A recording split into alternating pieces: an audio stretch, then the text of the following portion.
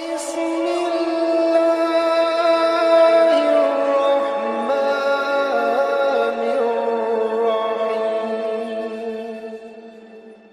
semuanya mendapatkan rahmat berkah dari Allah Subhanahu wa taala.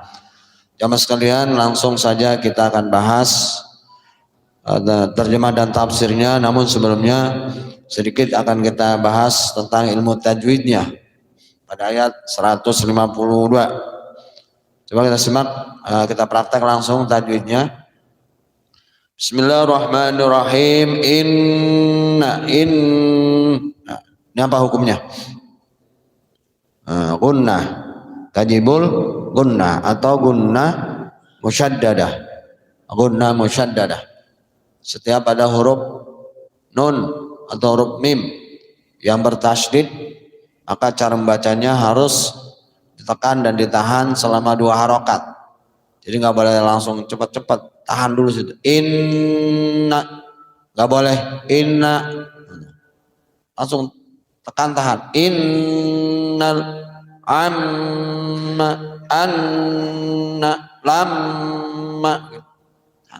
Gunnah musaddadah. Innal ladzi dinya lah. Ladzi mad apa nih? Mad asli atau mad tabi'i. Hurufnya ada berapa huruf mad? Huruf mad ada berapa? Ada 3. Alif, waw, ya. Rumusnya fathah bertemu alif, kasrah bertemu ya, dhamma bertemu waw. Alladzina, alladzani, ya. Innal ladzina takhadul dulnya tuh alif lam qamariyah. Alif lam ada 2, ada syamsiyah, ada qamariyah. Ini alif lam qamariyah. Ciri-cirinya yang paling mudah kita kenali adalah alif lamnya berharap ada sukun ya, dan terdengar soal L-nya tuh dulnya, kedengaran alif lamnya. Kalau syamsiyah ada tapi seakan-akan tidak ada.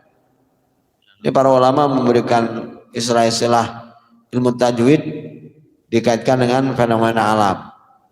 Ya, ada bulan, ada matahari, ada qamariyah, ada syamsiyah, ada alif lam qamariyah, ada alif lam syamsiyah. Qamar itu bulan, ada dan bisa dilihat. Tuh kan. Tuh kalau bulan tuh seakan-akan ya ini ada kan, nyata tuh. Dengeran suara L-nya tuh alif lamnya dengeran, nyata. Kalau syamsiyah ada tapi ya bukan nggak bisa dilihat sih. Ya, silau kalau kita matahari itu kan kalau ada tapi kan kita ngeliatnya silau. Sekarang kan nggak ada gitu, silau. Itu syamsiyah. Innal ladzina takhadul ijla sayana ijl. Kalau apa nih? Kalau sughra. Kalau ada berapa? Ada 2, sughra dan kubra. Hurufnya berapa? 5.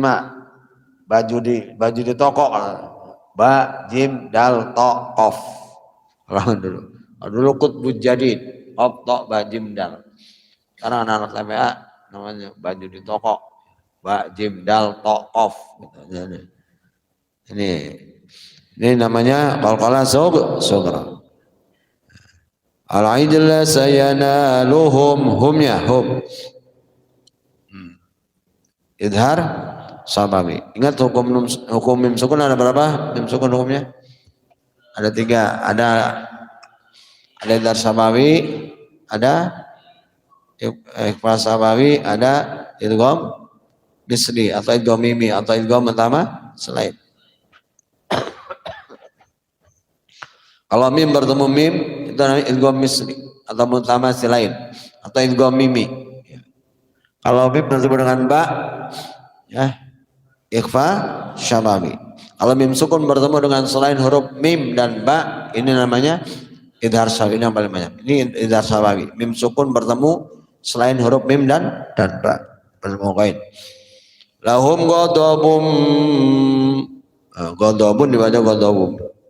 Bun jadi bum. Apa nih? Masuk. Idgham. Idgham apa nih? Idgham bigun. Nah, idgham ada berapa?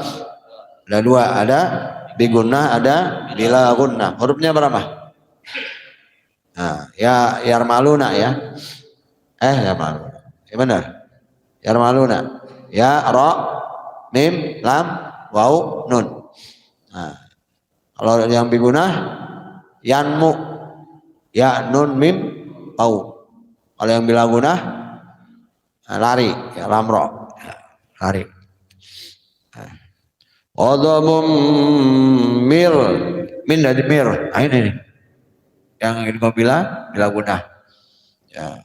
Nun sukun ba'da ra. Ra ini salah satu huruf idgham bila mir rabbihim him idhar rabbihim wa dillatun tunjatun ikhfa. Apa arti ikhfa? Nah, samar-samar dan dengung. Wa dillatun hurufnya berapa ikhfa? 15. Dan 9. Sampai ikhfa. Ta, sa, jim, dal, zai, sin, shin, sod, dot, to, zo, fa, qaf, kaf. Ya. Kalau digabung tuh, ulama dulu bikin syair, tibsasana, bantu sematin. Tibsasana, ya. Sasun qad sama, dum tayyiban zid fitu qada dhalima. Benar ya tuh? Yang kalau yang ini, berapa tuh? Ibzu masira man tafuddid dani'am da'su adan nidur syarifa lil karam atau lil kiram. Nah, itu dulu ulama bikin digabung-gabung tuh tentunya biar gampang dihafalin. Dan itu ada mana-mananya, itu ada maksudnya. Dillatun fil hayatid filnya alif lam fil haya ya-nya ini ya fathah berdiri ya, pengganti alif. Abad badal ini. Fil hayatid. Nah, ini. Tid. Nah, kalau nggak tulisannya seakan-akan antara ta sama dal aja, padahal tuh ada alif lam di situ. Namanya alif lam syamsiyah. Fil hayatid dunya. Nah, ini kan pengecualian nih. Ya. Nah, ini bacanya tetap harus dunya, padahal kan kalau secara hukumnya nun sukun belum ya kan ini harusnya idgham ya, tapi dibaca idhar. Ada berapa tuh yang tetap ya? Ada 4 ya. Dunyanun, bunyanun, sinwanun, qinwanun. Ada 4 tuh yang tetap. Ini kan pengecualian. Jadi tidak semua nun sukun kalau bertemu huruf idgham dibaca idgham, tetap ada dibaca idhar. Ini contohnya nggak boleh baca fi dunya, kan kalau dunya fi dunya. Nah, jadi dunyanun, kinwanun, sinwanun, bunyanun. Dunya. Ya. Wa kadza za madba wa kadzalika najz. Kalau langsung najzil. Zilnya alif lam koma najzil muftarin.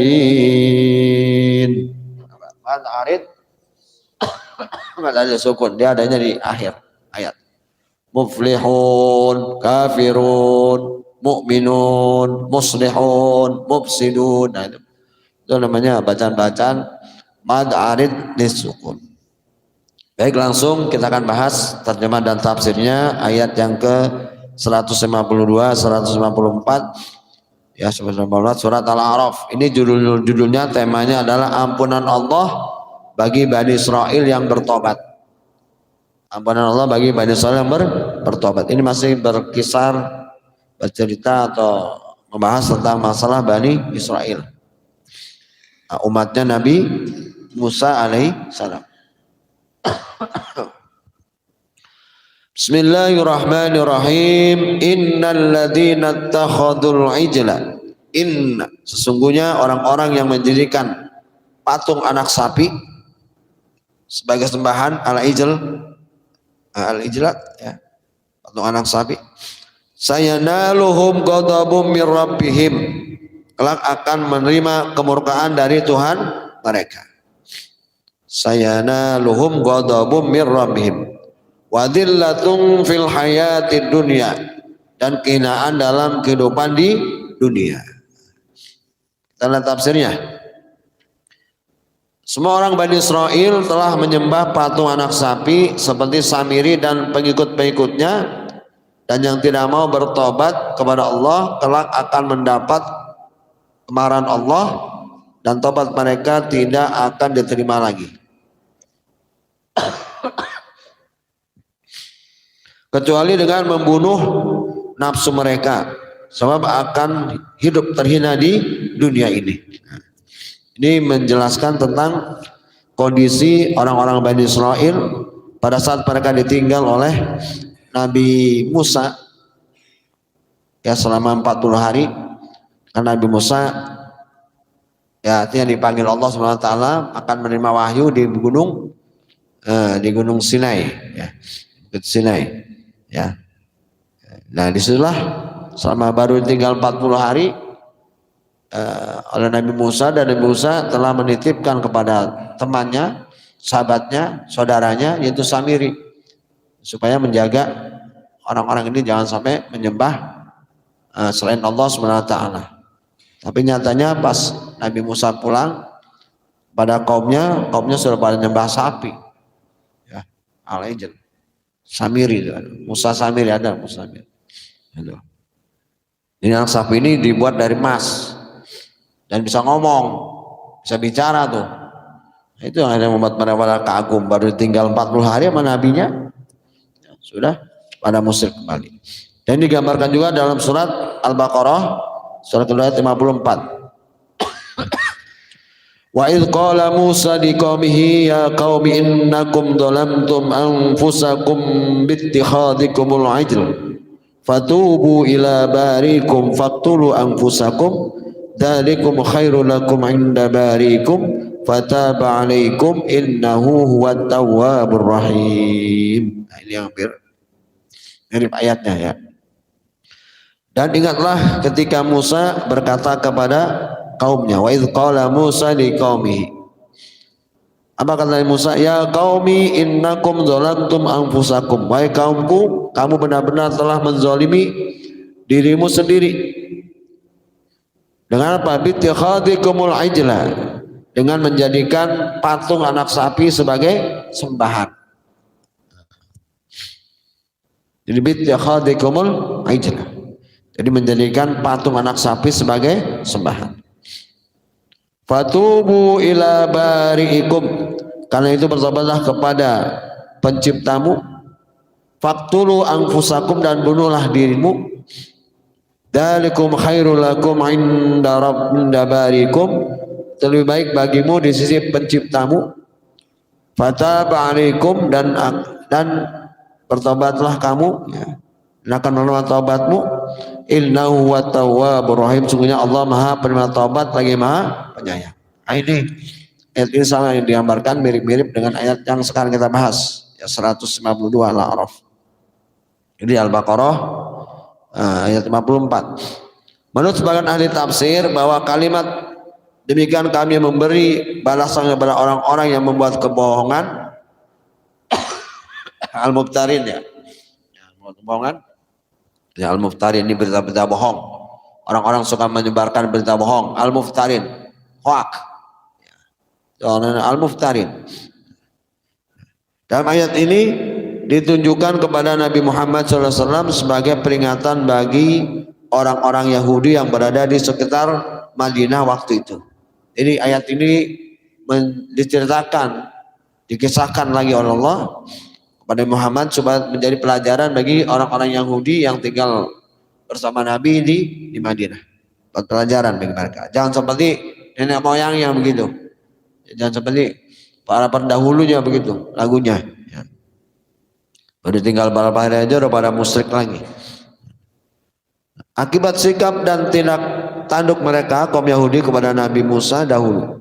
Seandainya orang Yahudi di sekitar Madinah tetap bersikap demikian, tidak mau mengikuti Rasulullah dengan seruannya, maka mereka akan mendapat kebinasaan dan kehinaan.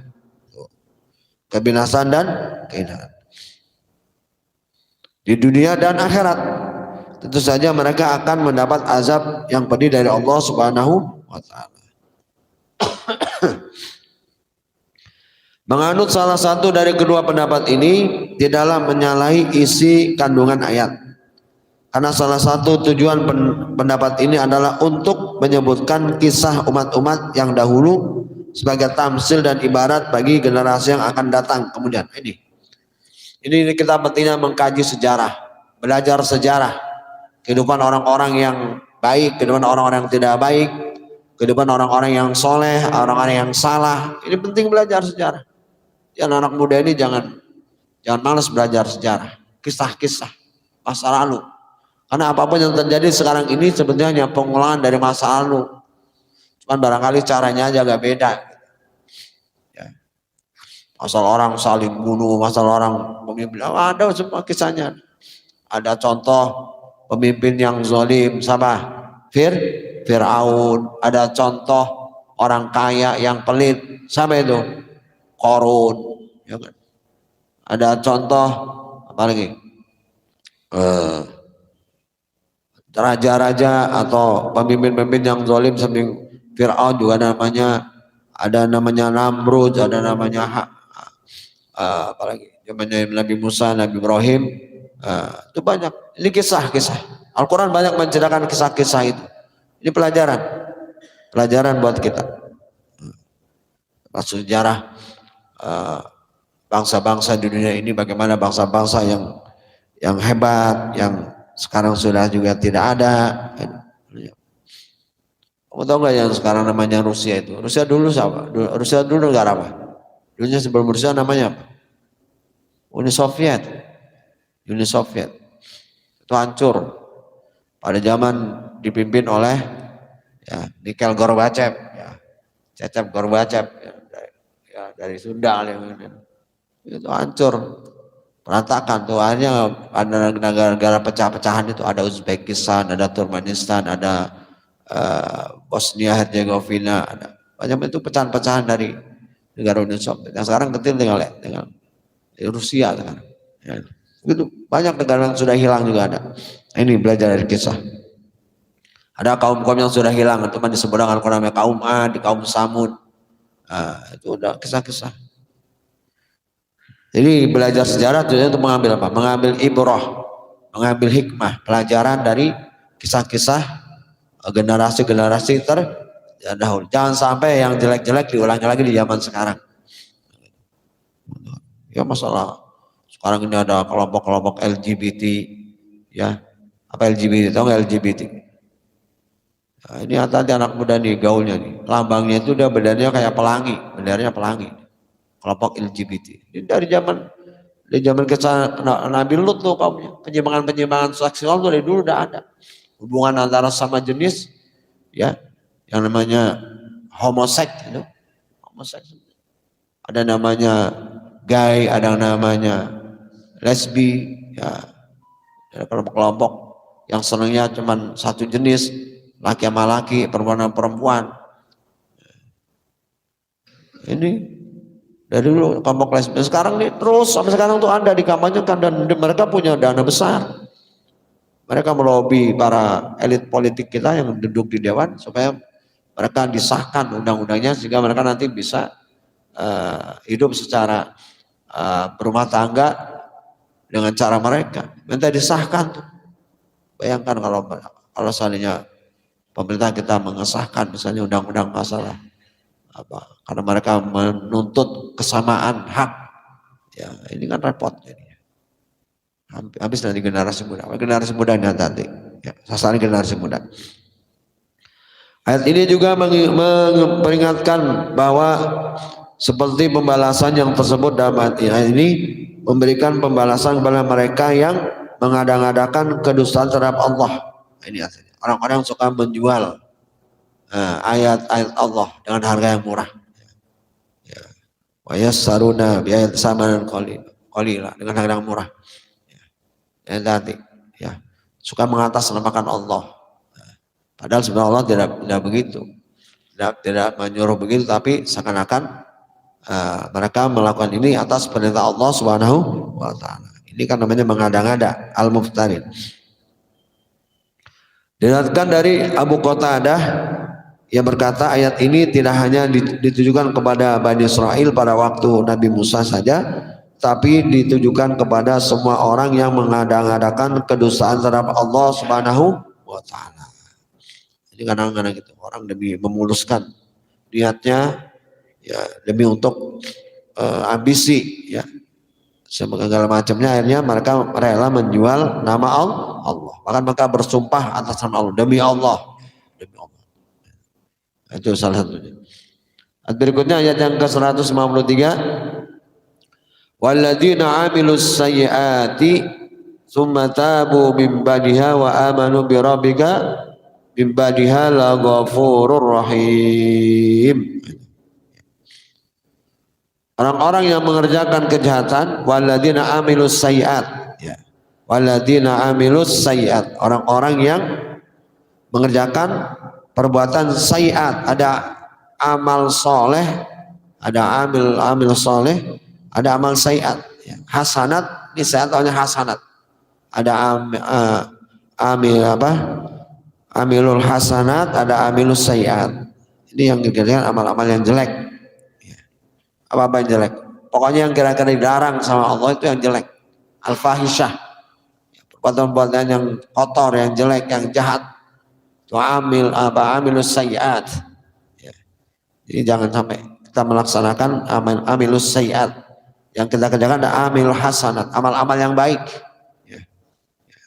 Amal-amal yang baik, amal yang bisa mendatangkan manfaat baik untuk diri kita maupun untuk yang lain, maslahat ya. Jangan melakukan mafsadat. Ini ada Al-Quran itu kadang-kadang banyak kata-kata yang saling kontradiktif, hasanat, sayyiat. Terus apa? Maslahat, mafsadat, mufsidun, muslihun. Ada orang kerja yang merusak, ada orang yang memperbaiki. Inilah dunia. Memang akan ada aja. Ada orang, inilah dunia begitu. Ada orang yang merusak, ada yang memperbaiki. Ya kan? Ada yang menghancurkan, ada yang membangun. Ini dunia. So kalau pada benar semua, ya udah bukan dunia namanya. Ya kan? Makanya kalau bahasa ekstrem saya, harusnya para aparat keamanan, pemerintah segala macam, polisi segala macam, harusnya berterima kasih tuh sama pencuri, ya, sama penjahat. Dengan adanya dia jadi ada kerjaan ya enggak? Ini bahasa bebasnya lah. Dengan adanya orang jahat, kan dia jadi kerjaan tuh. Kalau orang pada baik semua ngapain? Nggak perlu ada polisi, nggak perlu ada aparat. Orang pada baik. Sama dengan adanya ustad. Kalau umat ini udah benar-benar semua ngapain? Nggak perlu udah ada ustad. Udah pada benar. Kenapa ada ustad? Karena emang tadi banyak orang yang belum tahu, banyak orang yang belum paham. Ini makanya pentingnya ada guru. Ada guru, ada murid, ya kan? Ada yang diajarin, ada yang ngajarin. Gitu kan. Ada yang istilahnya dinasihatin, ada yang menasihati. Ada yang ditangkap, ada yang menangkap. Kan? Iya kan? Makanya polisi harus terima kasih sama penjahat. Gara-gara dia tidak dapat kerjaan loh. Gue terima kasih ya Allah ya lo. Gara-gara gue dapat kerjaan. Loh, kalau orang benar-benar semua ngapain? Nggak perlu polisi. Ya kan? Ya, ini kan dunia begitu. Makanya ini. Ya, jadi kita maksudnya selama kita masih berada di antara hak dan batil, pasti akan selalu ada. Ya. Ya. Kan kalau dulu ada lagunya Nasidaria kan, lagu yang berita ya. Berita dalam dunia, dunia dalam berita. Ada yang membangun, ada yang menghancurkan. Gitu lah dunia. Nah, iya kan, pada bingung. Ada yang membangun, ada yang sungguh asik dunia dalam berita kan gitu. Atau begitulah dunia begitu. Nah, dan bahkan sekarang kemarin saya dengar ceramah di orang manusia ini secara tidak sadar sedang menghancurkan dirinya dengan membuat senjata-senjata pembunuh massal, senjata nuklir. Itu senjata nuklir zaman yang dulu tahun perang dunia II tuh, Hiroshima yang Nagasaki tuh. Kan sampai sekarang aja belum ini. Itu nuklir zaman dulu. tahun-tahun 45-an ke sana. Nggak pakai nuklir zaman sekarang. Bayangkan kemarin saya dengar berita hampir ada 11.000 senjata nuklir. Masing-masing negara yang kuat tuh, kayak Amerika, kayak Rusia, kayak Turki, kayak ini. Tuh bayangkan, jangan sampai ribuan. 1-2 senjata nuklir aja di Indonesia ini paling berapa senjata nuklir udah habis kalau mau ditekan tombolnya. Itu kan manusia. Padahal kalau dia kena juga mati juga gitu. Masya Allah. Ini karena ilmu itu kalau tidak didasari iman jadi begitu. Melahirkan orang-orang yang hanya sekedar untuk memuaskan ilmunya. Tapi nggak ada kemanusiaannya nggak ada. Jadi ayat ini meringatkan bahwa ya pembalasan ya orang yang mengerjakan kejahatan dan kemaksiatan kemudian ia bertobat ya. Walladzina amilu sayyiati tsumma tabu min ba'diha. Nah ini ya, bagusnya kita kalau habis maksiat ya melakukan kejahatan segera bertobat, jangan entar-entar ya. Jadi tobat itu jangan ditunda-tunda. Wa tubu ilallahi taubatan nasuha. Tobatnya tobat yang benar-benar, tobatan nasuha ya. Jangan tobat tomat.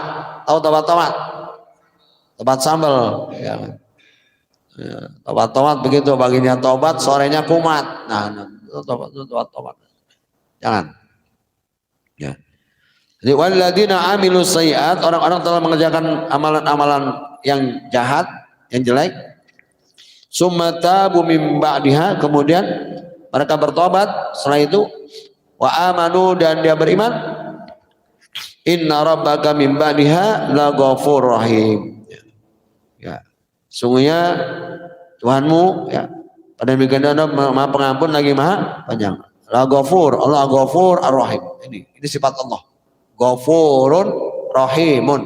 Ya. Allah Maha Penerima Taubat dan Maha Penyayang. Jadi jangan ya, ini anak muda ya. Biasanya kalau ada kesalahan taubatnya nunggu nanti. Ntar keburu mati ya. Nanti keburu mati. Coba segera bertobat.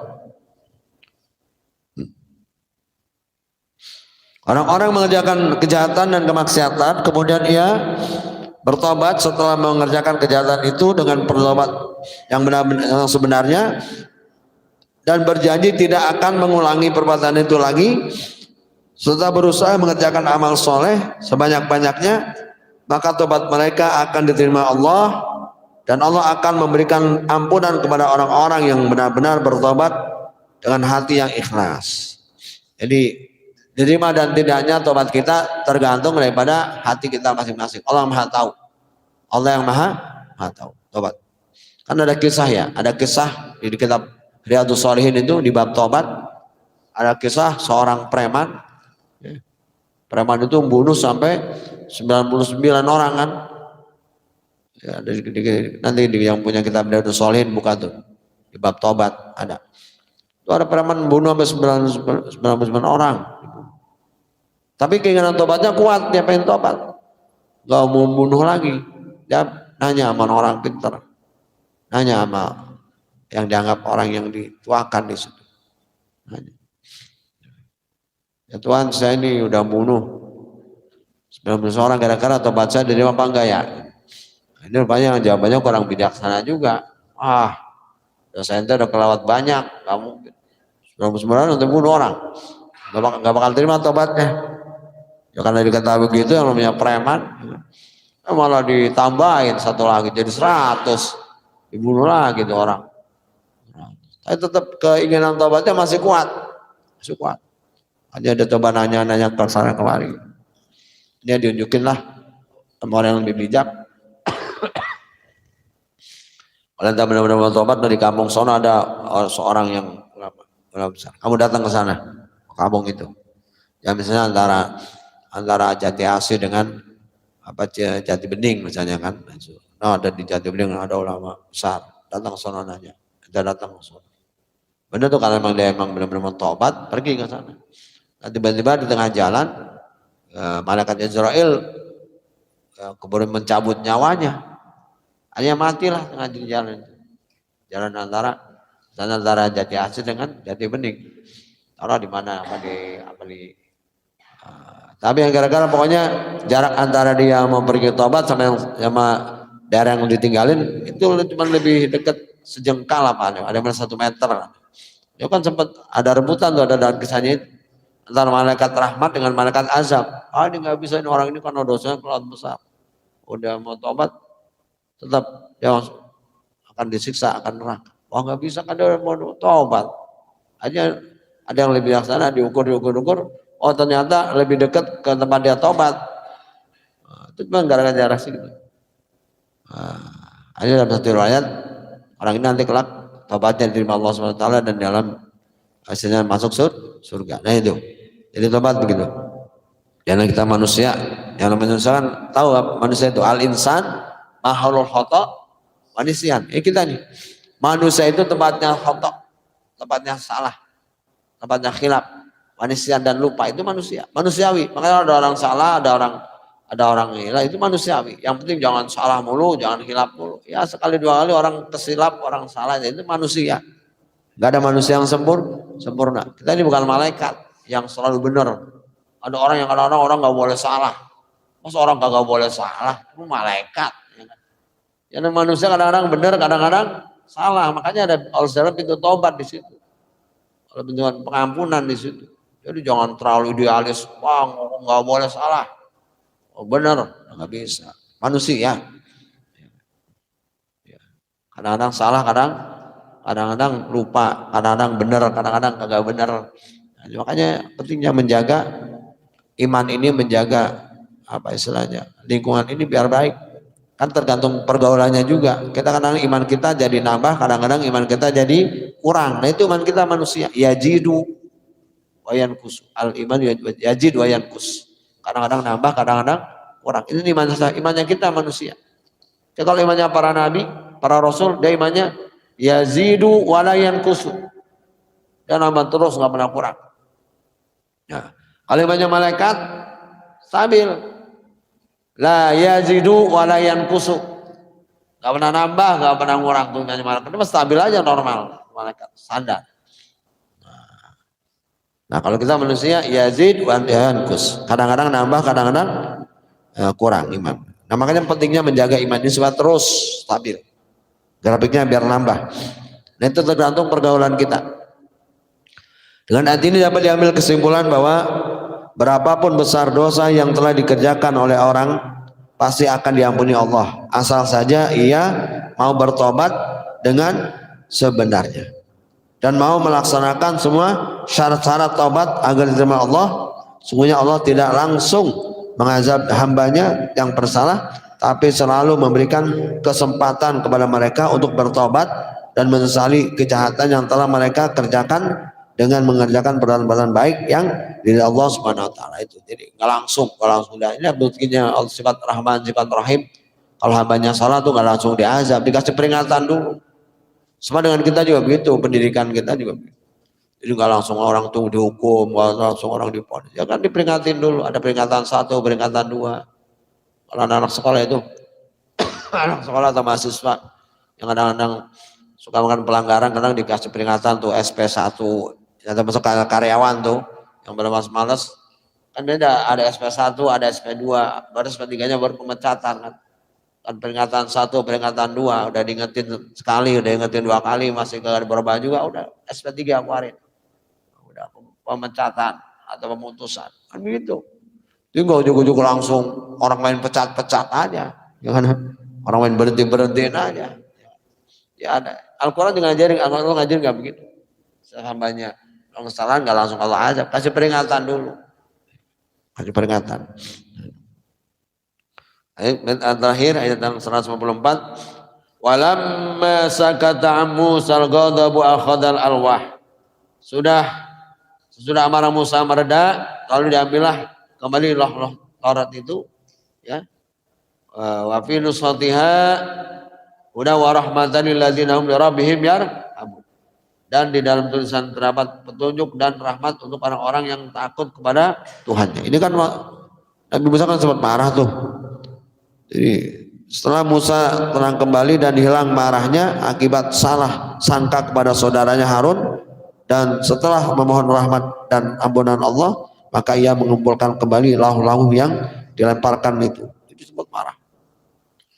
Jadi Nabi Musa saat ngelemparin tuh lahu itu kan kalau dalam satu cerita itu kayak papan dari kayak batu-batu itu, batu kayak prasasti itu yang lempengan-lempengan batu itu. Jadi kan tuh kalau nggak salah ada 10 itu. Kalau nama the Ten Commandment, 10 perintah Tuhan di situ. Ada situ. Jadi sebelah kanan 5 ayat, sebelah kiri 5 ayat. Itu bentuknya kayak batu itu. Jadi pas Nabi Musa pulang kaumnya lihat kaum Nabi Musa apa dilemparin tuh? Lemparin tuh. Wah, taiba itu. Karena ada kesel sama saudaranya Harun. Seakan-akan Harun nggak berbuat, suruh jagain kok. Pada didiemin aja nih, umat pada musyrikin pada diem aja. Ada marah apa yang lemparin rohnya itu.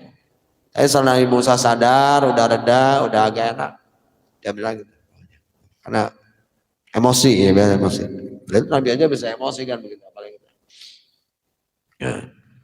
Makanya mengulang kembali lahu-lahu yang diamalkannya itu dan daripadanya disalin Taurat yang mengandung petunjuk dan rahmat bagi kaumnya. Di situ kitab Taurat.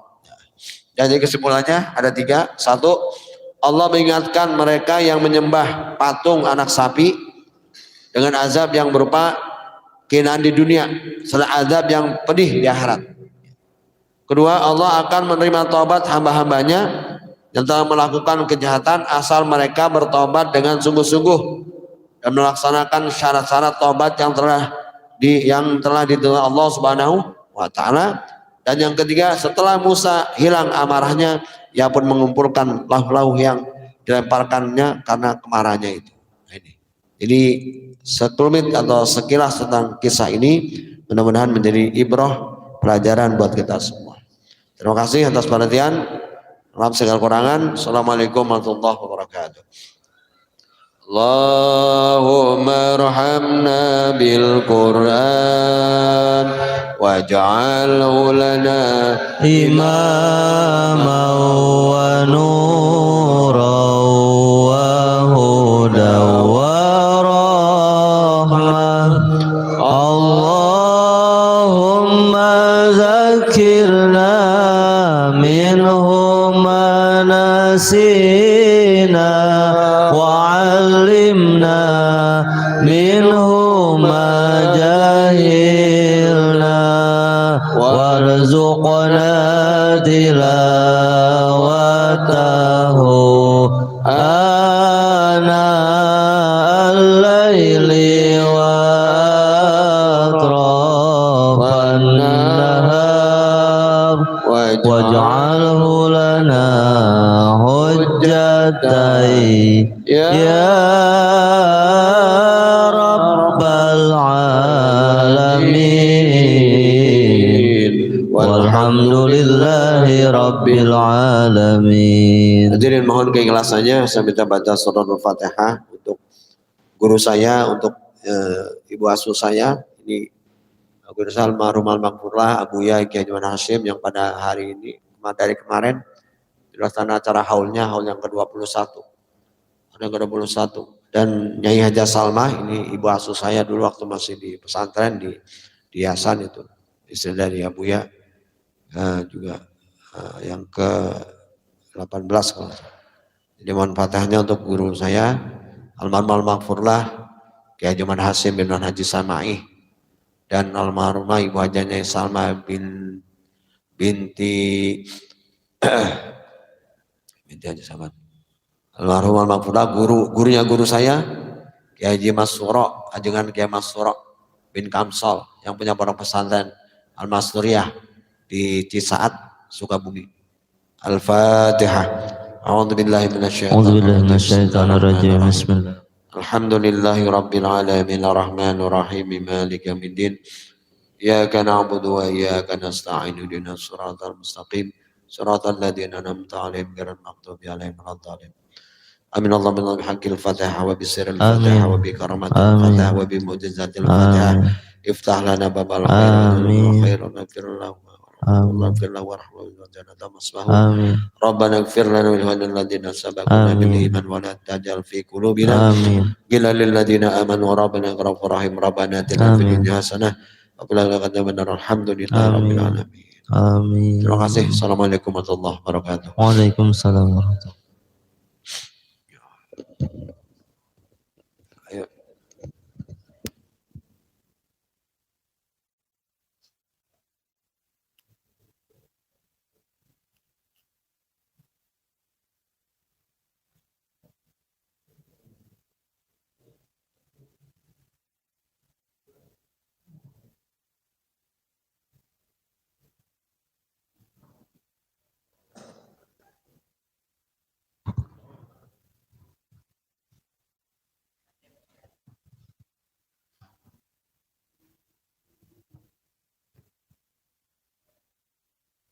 Alhamdulillah pada pagi hari ini kita telah sarapan jasmani dan rohani.